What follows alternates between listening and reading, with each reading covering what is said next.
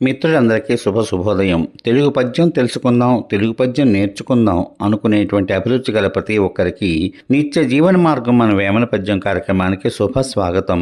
విశ్వదాభిరామ వినురవేమ అనే మొగటంతో నిత్య జీవన సత్యాలను భావితరాలకు తమ నిత్య జీవన మార్గాన్ని నిర్దేశించుకునే సూక్తులుగా అందించిన మన ప్రజాకవి శ్రీ వేమన గారి పద్యాలలో మరొక ఆణిముత్యాన్ని ఈరోజు చూద్దాం.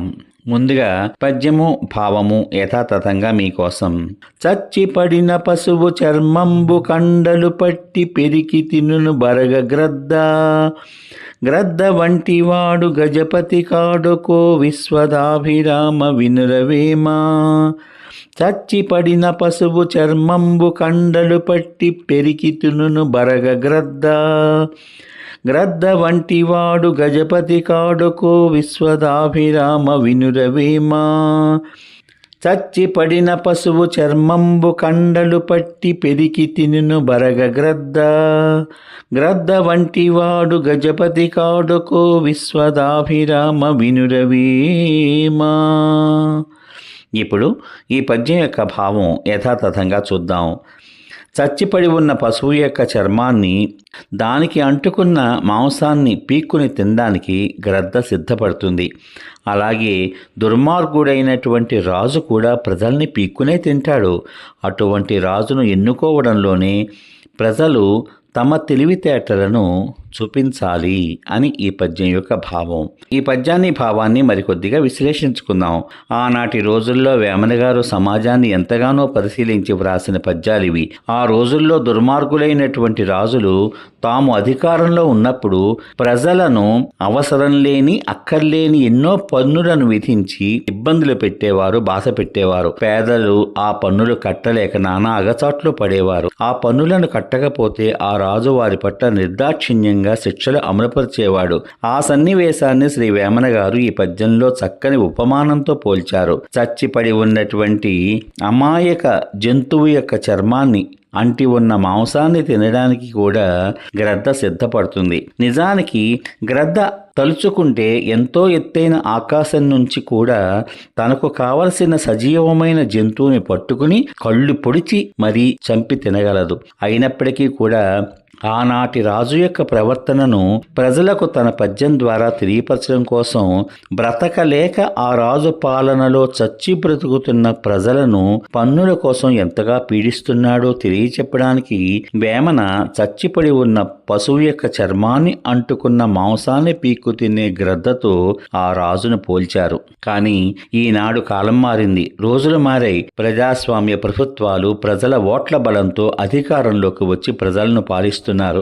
అయితే దురదృష్టం ఏమిటంటే, నిజమైన ప్రజాసేవ చేద్దామనుకున్న రాజకీయ నాయకులందరూ అధికారంలో ఉన్నప్పుడు ప్రజలకు కాస్తో కోస్తో న్యాయం జరుగుతోంది కూడా. కానీ ధన బలంతోనూ కుల బలంతోనూ అధికారం మీద వ్యామోహంతోనూ ఓట్లు అమ్ముకున్నటువంటి ప్రజల బలహీనతలను తాము అధికార పీఠం ఎక్కగలిగే స్థాయిగా మార్చుకునే స్వార్థ రాజకీయ నాయకులు ఈ సమాజంలో ఉన్నప్పుడు మాత్రం వాళ్ళ వర్గపు ప్రజలకు న్యాయం జరగవచ్చునేమో గాని ఎక్కువ శాతం మంది ప్రజలకు అన్యాయమే జరుగుతుంది. తమ కాలంలోనే కాదు, రేపు భవిష్యత్తులో రాబోయే కాలంలో కూడా అటువంటి రాజులు ఉండవచ్చు అన్న రీతిలో ఎంతో దూరాలోచనతో వేమన ఈ పద్యాన్ని రాశారు అనిపిస్తుంది.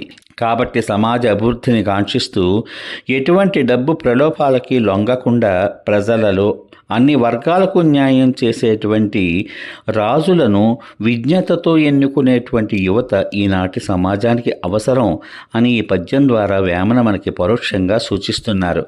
ఆ దిశగా నేటి యువత చైతన్యవంతంగా ఆలోచించి క్రియాశీలకంగా ప్రవర్తిస్తారని ఆశిస్తూ కార్యక్రమం ముగించబోయే ముందుగా ఈ పద్యము భావము యథాతథంగా మీకోసం. చచ్చిపడిన పశువు చర్మంబు కండలు పట్టి పెరికి తినును బరగ గ్రద్ద వంటి వాడు గజపతి కాడుకో విశ్వదాభిరామ వినురవేమా. ఈ పద్యం యొక్క భావం యథాతథంగా మీకోసం. చచ్చిపడి ఉన్న పశువు యొక్క చర్మాన్ని పీక్కుని దానికి అంటుకున్న మాంసాన్ని తినడానికి గ్రద్ద సిద్ధపడుతుంది. అదేవిధంగా దుర్మార్గుడైన రాజు కూడా ప్రజలని పీక్కుని తింటూ ఉంటాడు. అటువంటి రాజును ఎన్నుకోవడంలోనే ప్రజలు తమ తెలివితేటలు చూపించాలి అని ఈ పద్యం యొక్క భావం. నేటి బాలురే రేపటి పౌరులు అన్నారు పెద్దలు. ఈనాటి సమాజంలో ఓటు హక్కు పొందినటువంటి ప్రతి ఒక్కళ్ళు కూడా తమ యొక్క ఓటు యొక్క విలువని పవిత్రతని తెలుసుకుని విజ్ఞతతో ఎంతో చక్కగా ఆలోచించి దేశ అభివృద్ధికి సమాజ అభివృద్ధికి ఏ ఏ ప్రణాళికలను అమలుపరిస్తే ప్రజలందరూ సుఖపడతారో అటువంటి ప్రణాళికలను అమలుపరిచేటువంటి ప్రజానాయకులను రాజులుగా అధికారమెక్కించే విధంగా తమ ఓటు హక్కును వినియోగించుకోవాలని ఈ సందర్భంగా తెలియచేస్తూ ఆ విధంగా మీ బంగారు భవిష్యత్తుకు బంగారు బాట వేసుకోవాలని తెలియచేసుకుంటూ మళ్ళీ రేపటి భాగంలో మరొక మంచి ఆణిముత్యం లాంటి వేమన గారి పద్యంతో మీ ముందుకు వస్తాను. అంతవరకు సర్వే జనా సుఖినో భవంతు. శుభమస్తు. స్వస్తి.